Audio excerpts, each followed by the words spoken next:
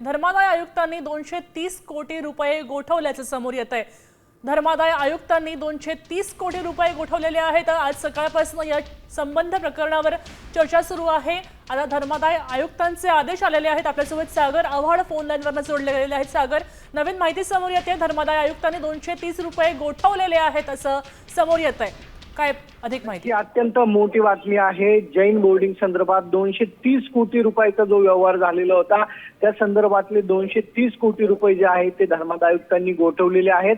आपण जर पाहिलं तर ही फक्त कागदोपत्री रक्कम आहे, मात्र ह्या सर्व व्यवहारासाठी त्याचबरोबर यामधले जे एजंट असतील त्याचबरोबर या ऑर्डर घेण्यासाठी जे पैसे वापरले गेलेले आहेत हे किती असतील त्याचाही शोध घेणं अपेक्षित आहे। मात्र हा व्यवहार जो आहे फक्त कागदोपत्री 230 कोटी असला तरी हा मोठ्या प्रमाणावरती असणार आहे।